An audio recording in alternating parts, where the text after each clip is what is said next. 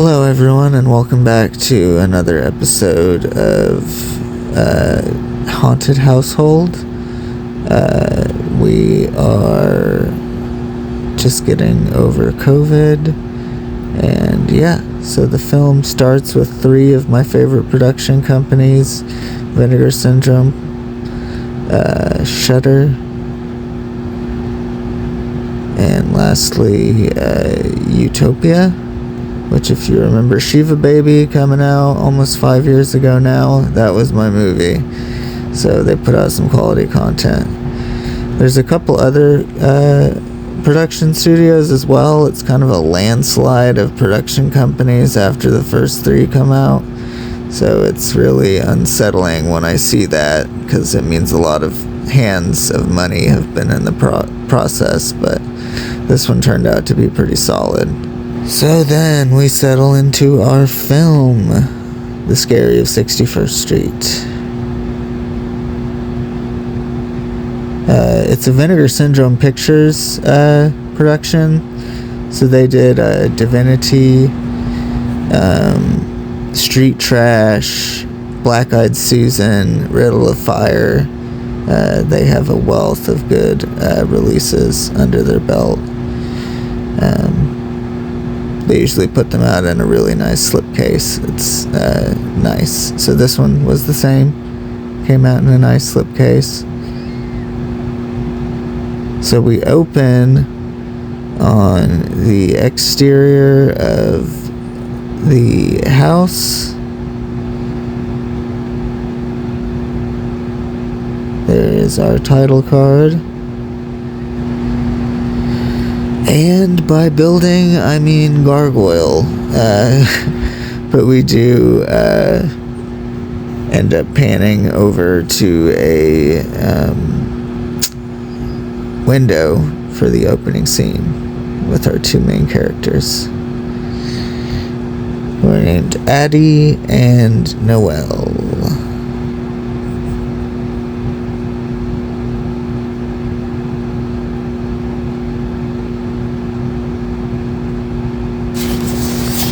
So Addie is played by Betsy Brown, who is most famously known for being in the film Assholes, directed by Peter Vack, who is also an actor. Pretty good movie overall. I think this one is way better and kind of flexes her acting chops a lot better, because she has to portray possession and paranoia and overall like bad vibes with a horror undercurrent.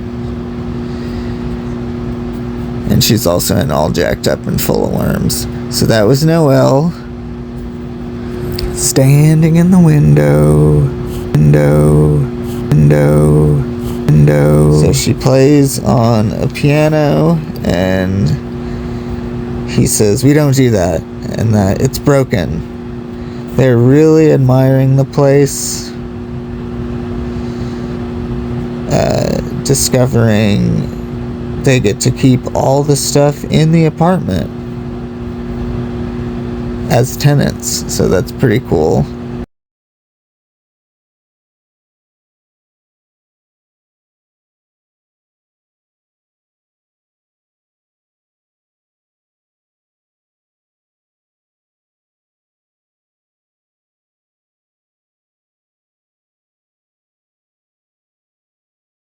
And now you guess what? It even has a Murphy bed. Booyah.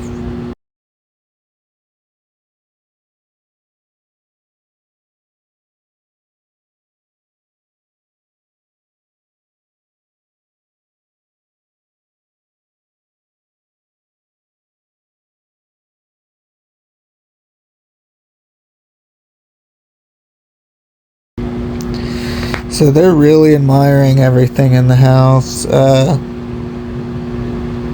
They discover each room has its own lockable entrance, so each one can lock each other out or in. So, the possibilities with that one.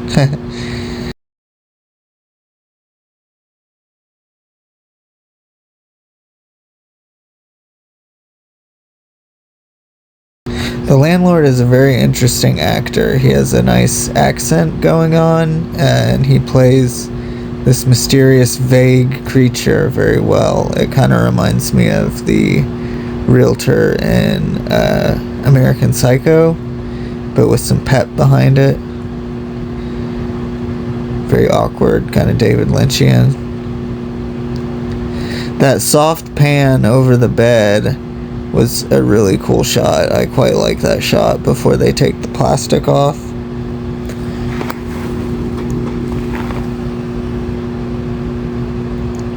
So they take the plastic off the couch, and they're just unpacking and stuff, and they're drinking.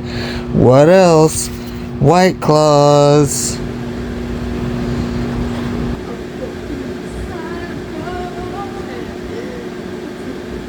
So they're just chilling on the couch, getting a little loosey-goosey, as they say.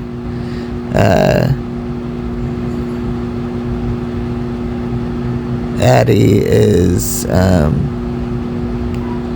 little concerned about how good to be true the apartment is.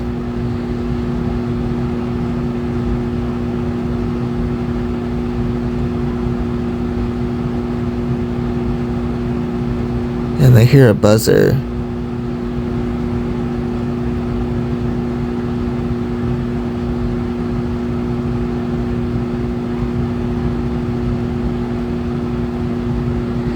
And it's our third main character, who I am just going to refer to her as the girl.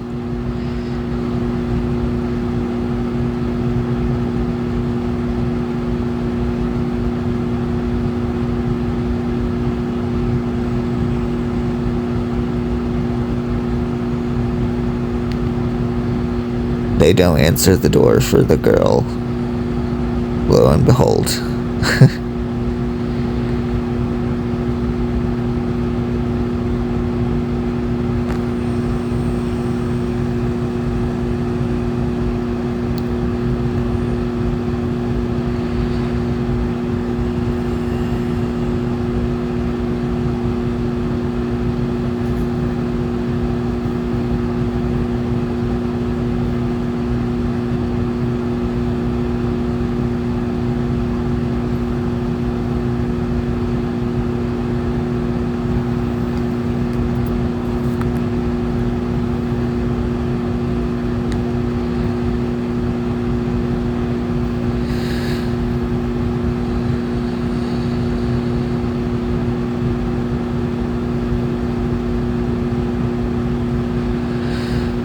So Noelle notices a strange smell in her bed.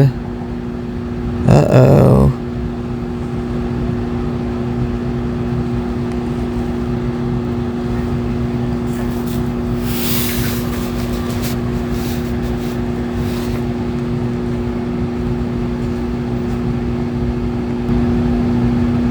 Addie opens the fridge. Rat-covered ham. Who wants a rat ham? Coming right up. Rat ham for days. It is so bad and so well done. I mean, it's a simple effect. It's just rotten meat with rat carcasses. Addie has restless sleep going into a nightmare. Very well.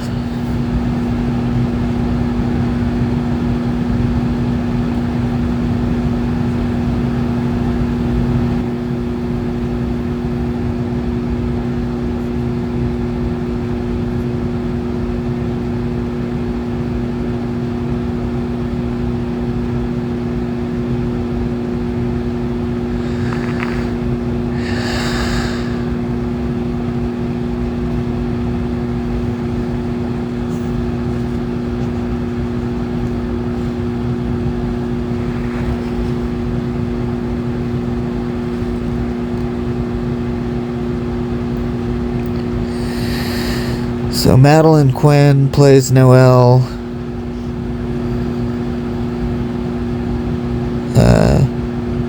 I haven't seen her in much of anything. Betsy Brown, like I said, plays Addie.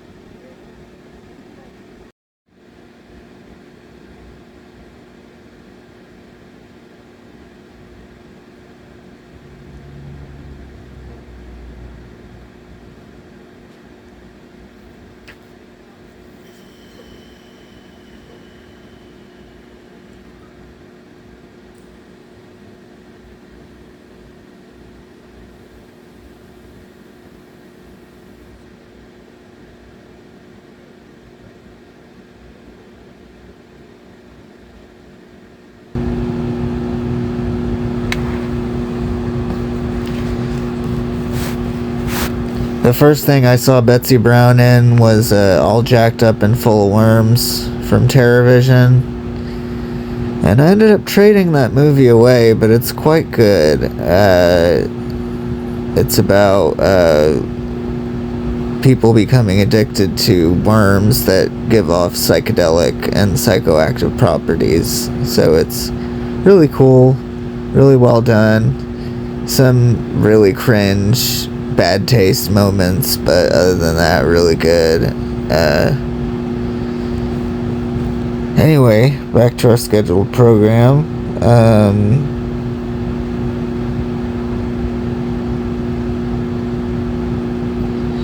Addie is cleaning, getting all the carcass juice out of the fridge and everywhere, spraying everything down. And she even gets her smudge on. She does light some sage to smudge the room, getting rid of bad vibes.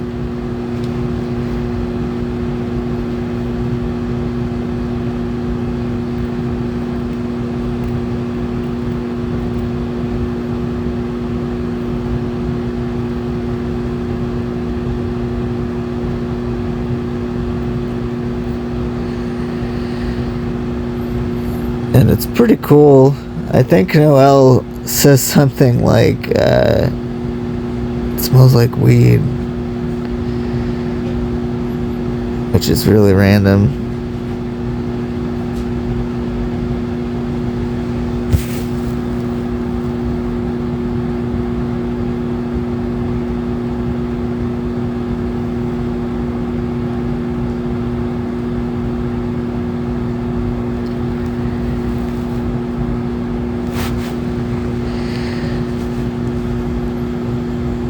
So the loose goose goes and checks on the door, and that girl... I'm just playing. She's not back again. This is just a editing choice I made to put in the thing in the thing, and so yeah, so we could see the rat ham over again. Or so we could see the rat ham in addition to some other scenes again. Noelle gets visited by that girl, who is still just known as that girl.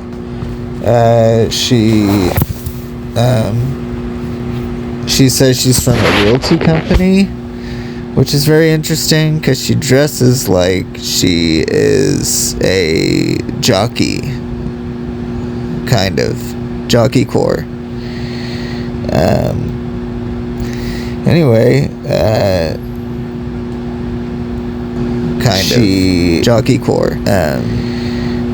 Vomits in the toilet after seeing Noelle's bed. I had originally thought when I first watched this that it was Addie's bed that was all bloody, but it is actually Noelle's bed.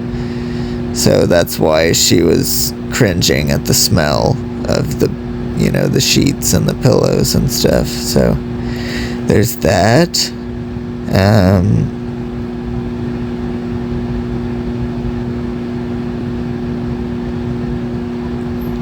But they, start talking. She is...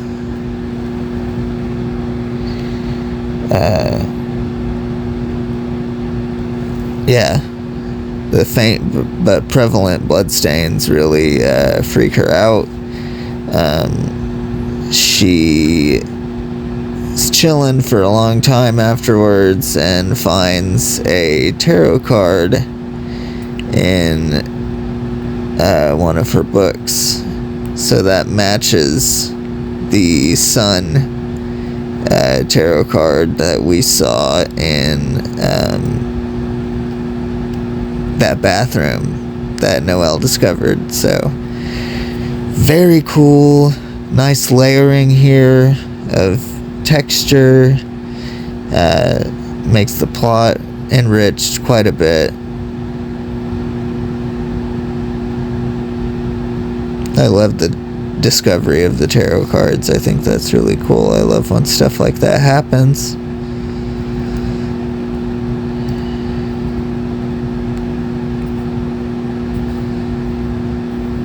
So they're totally into each other, BT dubs.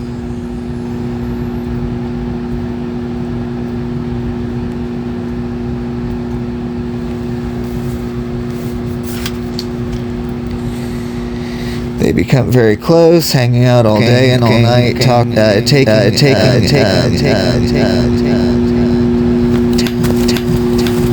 The girl convinces Noelle to take Vyvanse, as it unlocks a portal to her discoveries in her mind, baby. So yeah, she convinces her to take Vyvanse. She takes a big gulp of water, and the girl puts the Vyvanse on her tongue and gives it to her via a nice kiss. And then fade to blood red, which is hey rando. I really love it.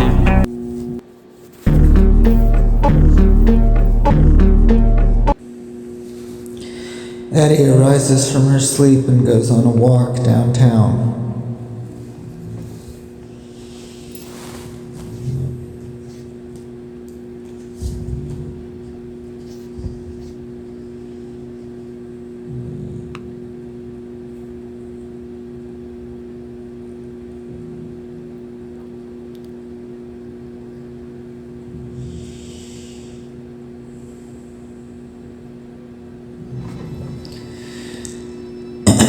She appears as if she's a motherless child walking down the street. It's really interesting.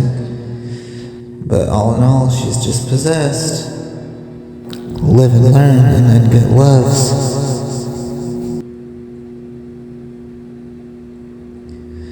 While Addie and the girl are on a Vyvanse-induced rabbit hole.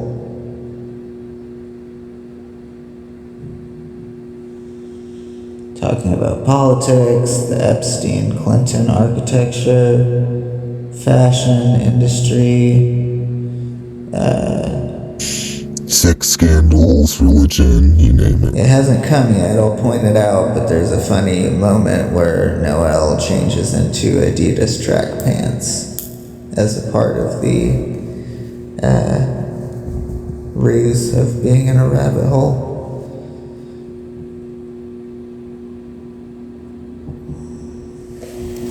So Addie continues down the street looking fucked up as all get out and finds her way to the door of what I believe is, it's kind of unclear. It's like a church or something. I don't know. But then, oh my god, this scene is brutal. I don't know how much I can show. But the girl teaches Noelle how to do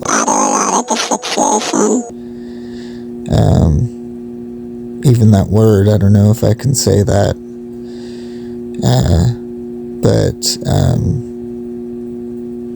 she's not intending to die or anything. She's just showing her how to do it. And then simultaneously, Addie is masterbating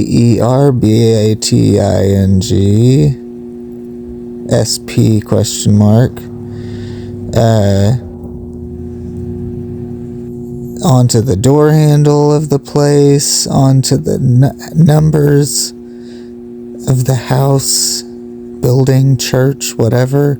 It's insane. She's just in a possessed trance. Noelle finally cuts her down because she doesn't know how to get her down. She tied a knot in the noose around her neck so she couldn't get her off. But she trims her down and they relax a bit.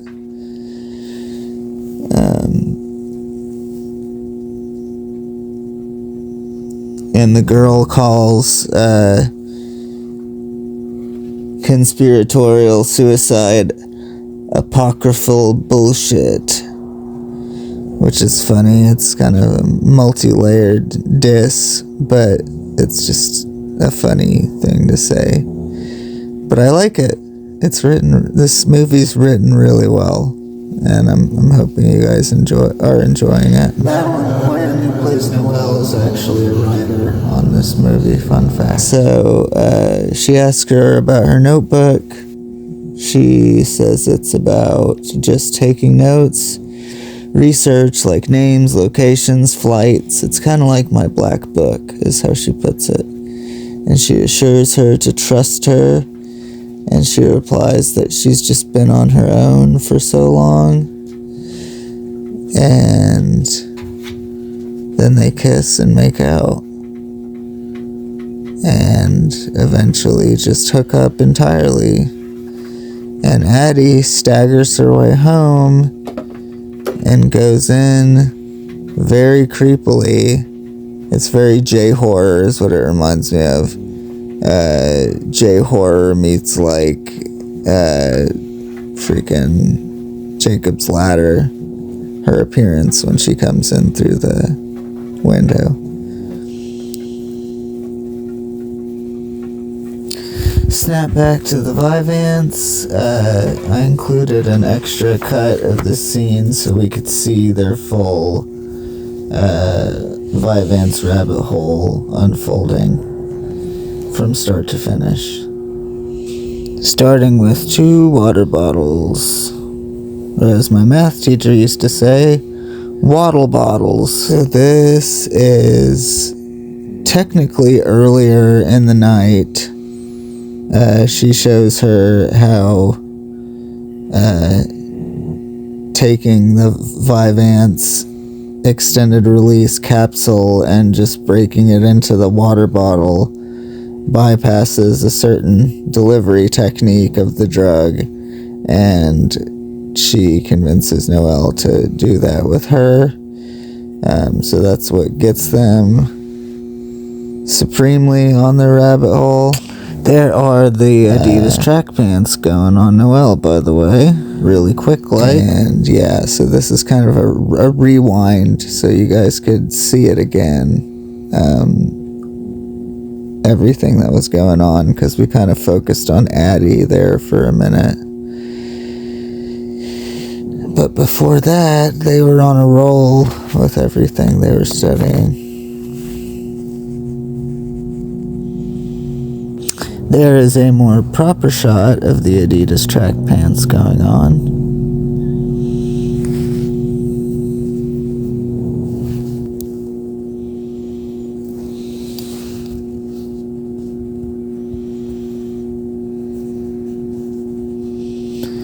They investigate everything from political science to religious texts to celebrity debacles like the Epstein scandal. Pretty crazy.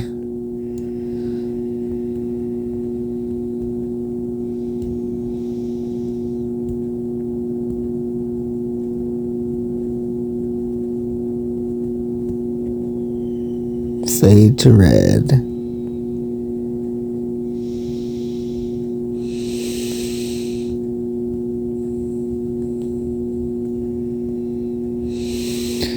So this is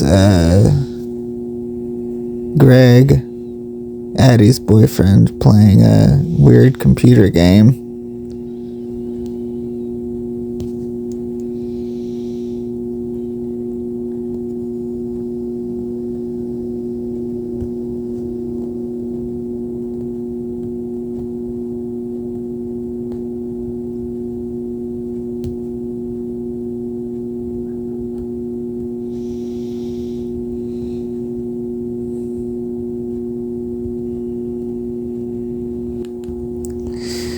And this is just another cut so you guys could see her getting up from her nightmare more readily and see the little bit of symbolism that comes up on the screen before she goes on the road.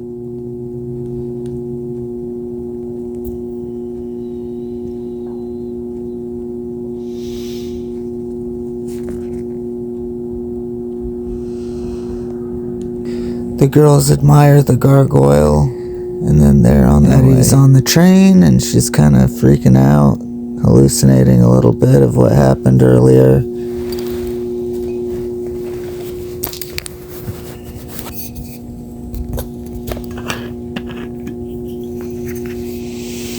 Addie, on the other hand, is in a separate scene, getting very obsessive with Prince Andrew and Princess Sarah, specifically their wedding. She graphically cranks it to photos of her and Andrew and Sarah. Noelle and that girl, She check out the rides area and rates where to photos of Prince Andrew and such.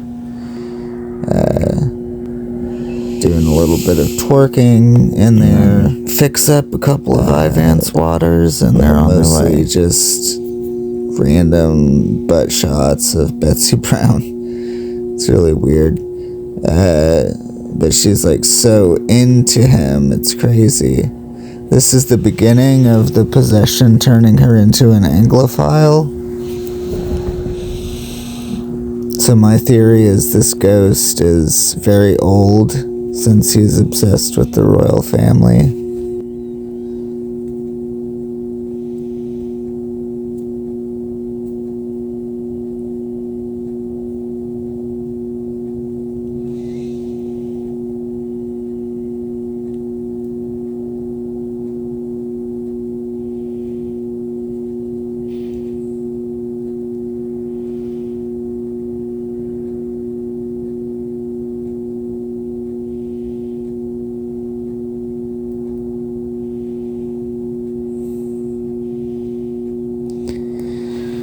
She smiles and says, "I've made it. I've made it."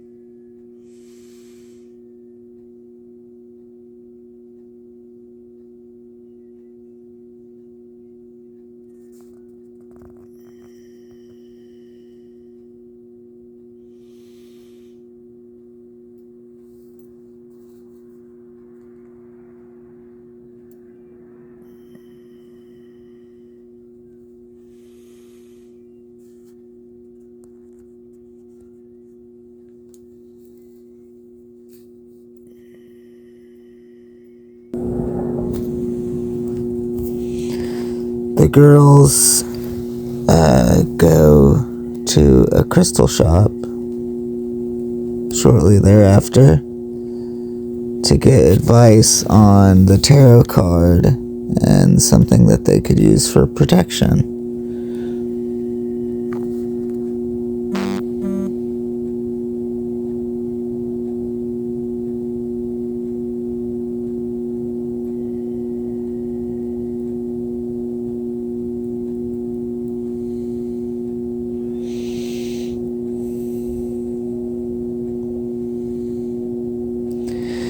Now, I must say the crystal shop owner is kind of a pretentious dick, but he is a good character to have in the movie, to have someone who's neutral but knows a lot about what's going on in the situation.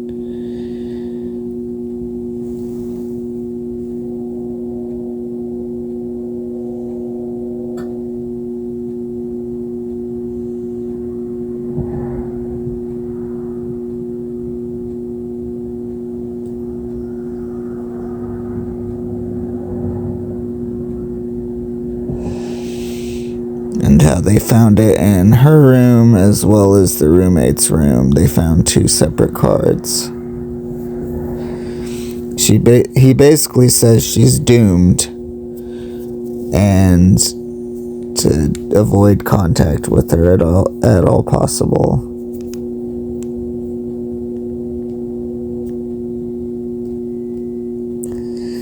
But he does, on the twist side, on the 7-Up side, baby, he does give them a nice piece of obsidian crystal.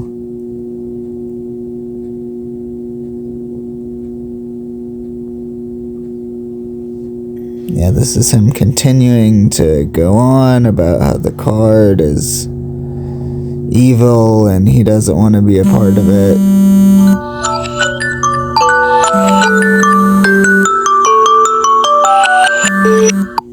Wake up! But yeah, he's basically like, she's doomed. There's nothing more I can say.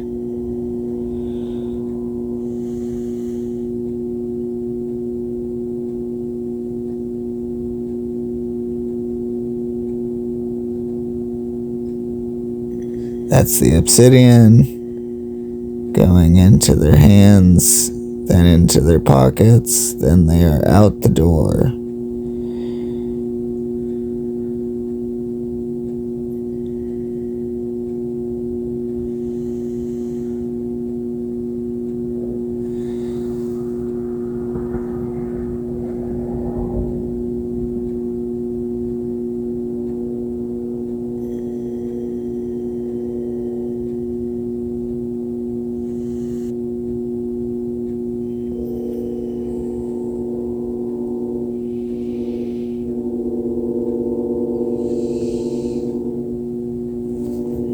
But yeah, he had basically said that they weren't too far off either from being doomed.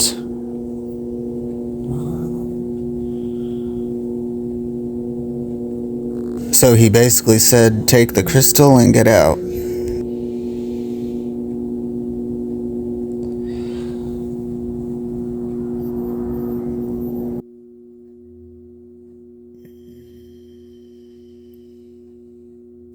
They return to their apartment, and she is in Addie, is in a catatonic state, making tea, and using Noelle's Prince Andrew spoon in her tea.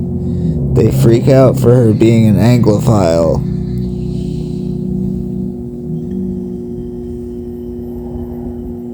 For some reason, this is a no-go. They cannot have a friend that's an Anglophile. This is a thing in a movie that I have never seen before. Anglophiles being discussed like this. An Anglophile is basically someone who is obsessed with the British government, or the royal family in general. So yeah, very interesting. It's just kind of an odd subculture for her to identify with, in my opinion. Being a young actress usually would be liberal-minded, not as conformist. So they have a little talk outside about this while they're smoking, and Addie rings a Prince Andrew bell and is going at it again. I believe this little clip is enough to suffice everything that she's doing. Because it's very disturbing, frankly. She's using orange peels and pictures and sweat and tea and blood somehow, and orange peels and everything. She's peeing in the tea. It's just craziness. Disturbing way. But yeah, but she is full on possessed at this point, as she had been, just not fully. So she has her orgasmic swells with the splashing of the oranges in her body. And the girls bust out the obsidian. The crystal ship clerk that they got gave from them the for crystal ship protection. clerk. The film cuts to daylight. Beautiful intro there.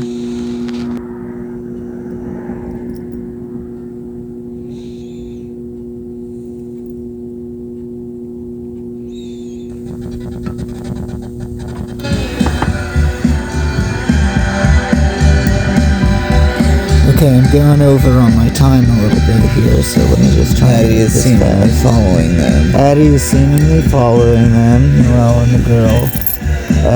They go to see Addie's boyfriend, Greg, at the postal shop that he works at, and he said Addie was talking during sex and said that they were on a Boeing plane. I kind of hate this part. It's really disturbing for no reason. 13. It really does illustrate how far gone God, Addie that is so inappropriate. I have no other words for that. He said something to her, and she acted like she didn't know what he was talking about. The girls sit down for lunch and discuss how Addie is a liability, but for some reason, Noelle says, "Stay the fuck away from me," and leaves the table. The girl wanders to their apartment and gets spooked. Wandering underneath the building. She could not find Addie, as the apartment was locked. But she could see the aftermath of her splashing session. Complete with the Prince Andrew Bell on the bedside table.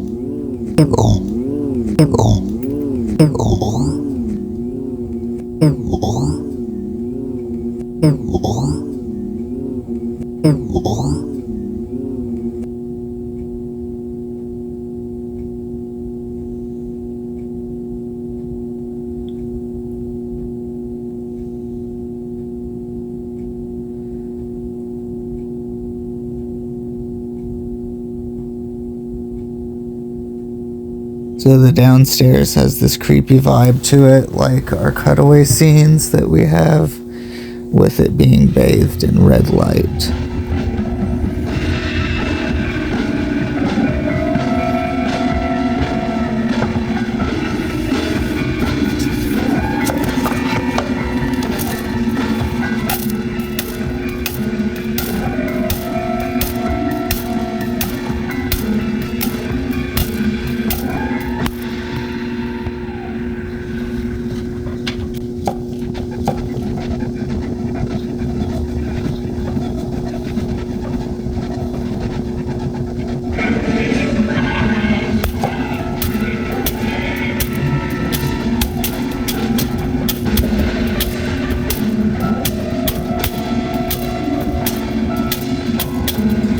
Addie is seen at the bottom of the stairwell through the corridors, breathing into her hands, steadying into a thumb-sucking position.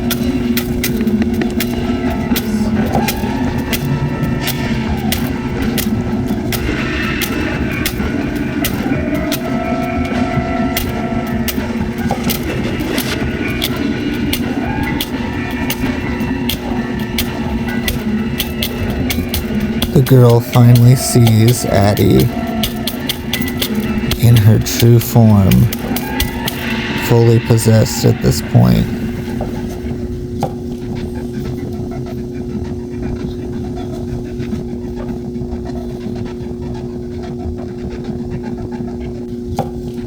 she finds Addie sucking her thumb,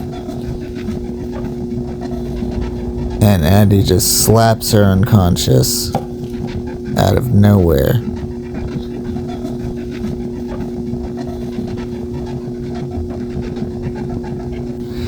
This makes her very happy. It's my belief that the baby between Prince Andrew and Princess Sarah is what Addie has regressed to mentally, is the baby that they had together, or attempted to have together. I don't know the full story behind the Prince Andrew, Princess Sarah baby birthing situation, but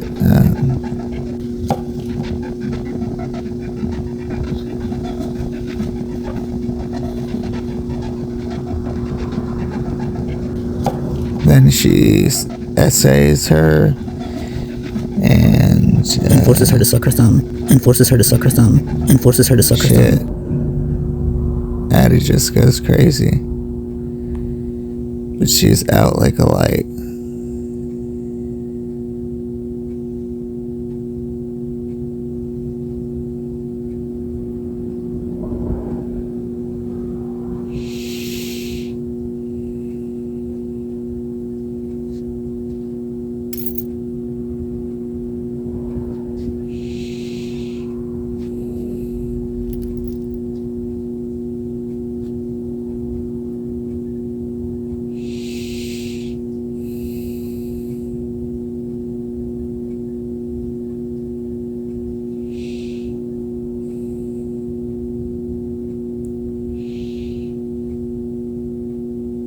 Okay, so Noelle returns with the obsidian and beats Miss Addie to death with it, and it's not pretty, not very pretty at all. It's major fucking brutal. I had to add a filter to make this fly on YouTube. Sorry, guys. But at least the essay is over. Oh my goodness. That was brutal for a second.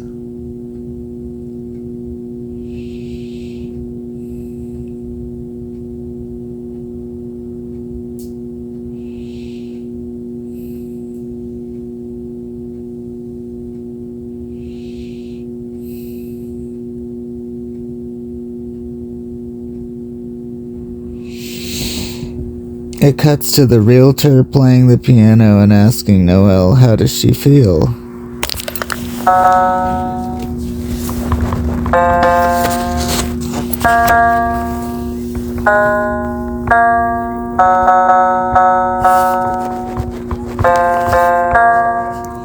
Yes, she's her.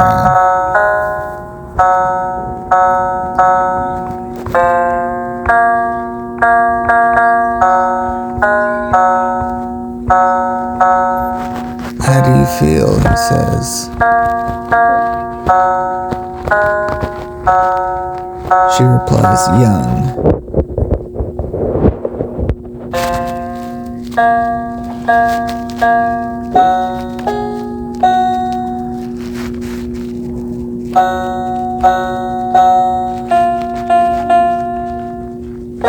The realtor seems happy about this. So seemingly, I believe Noelle has absorbed Addie's soul at this point.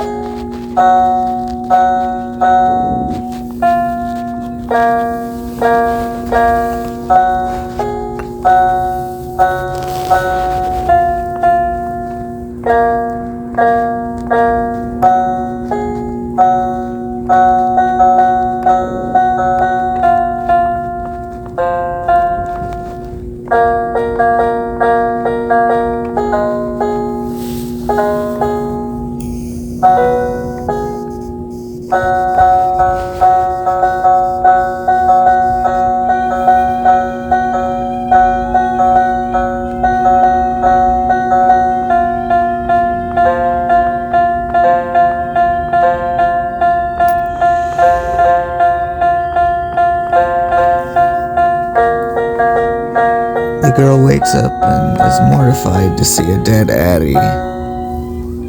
She makes her way to Noelle and asks her what's wrong.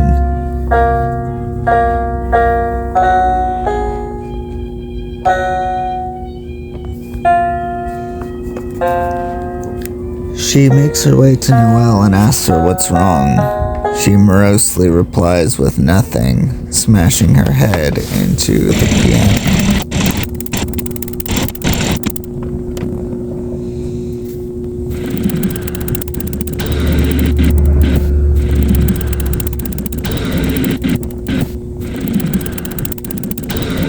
The girl responds in kind. Oh, Noelle's still wearing those track pants.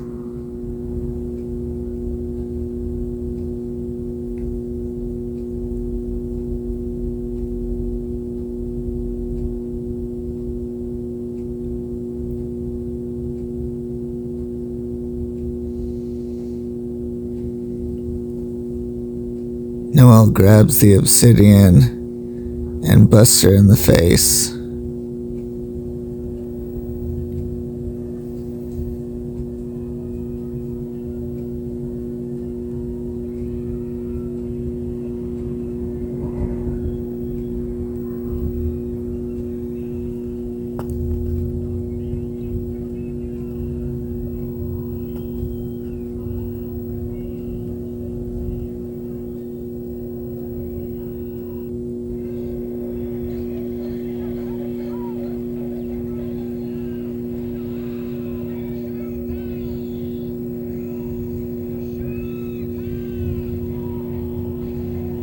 It takes her a while to do so, but once she gets it really good.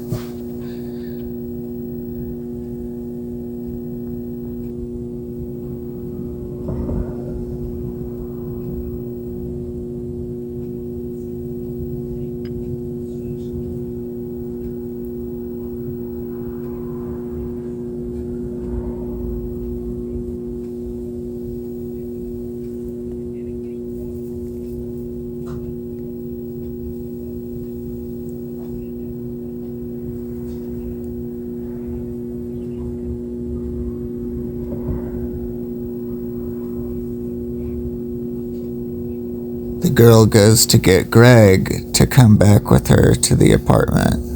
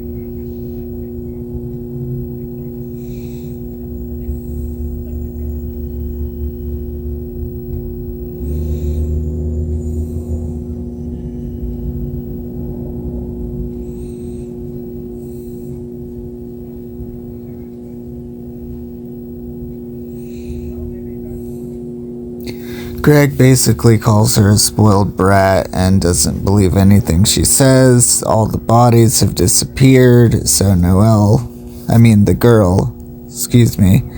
girl has nothing left to do but lay and sit, rather, in despair.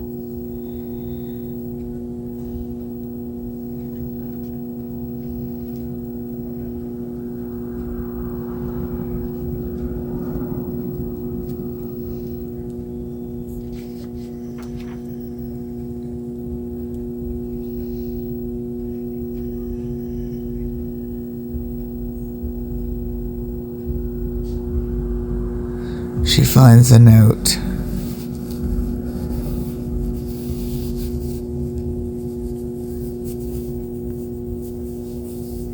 The movie ends with this letter, which states, "Give up your inquiries, which are completely useless, and consider these words a second warning. We hope for your own good that this will be sufficient." And what do you know? It was left on the piano, of all things. The same instrument used to kill her.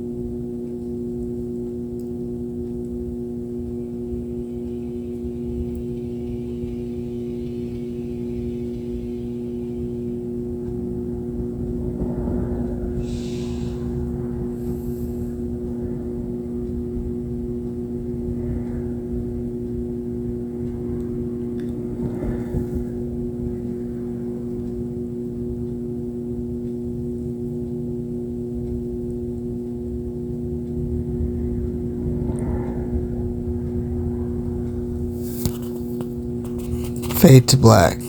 Credits. This movie's very interesting. I think the obsidian key, or the obsidian crystal rather, is the key. Why did everything disappear? Well, simply, they placed an item of protection literally shoved into the face of the possessed Noelle and the possessed Addie. So you've got two elements of the craft being brutally murdered with the obsidian protective crystal. So I think that's why it was kind of a factory reset button and caused everything to just go back to a blank slate of an apartment complex. And who knows, maybe the realtor, since he's still alive, is going to do the same thing again and again and again and again. I don't know. It's crazy. I really like to, but I'm going to be critical and give it a 3.5 out of 5. Because, I really did like it. The score was amazing. I wish there was more of that, actually. More interludes. And editing was really good. Cinematography was really good. And the writing itself was very good by the director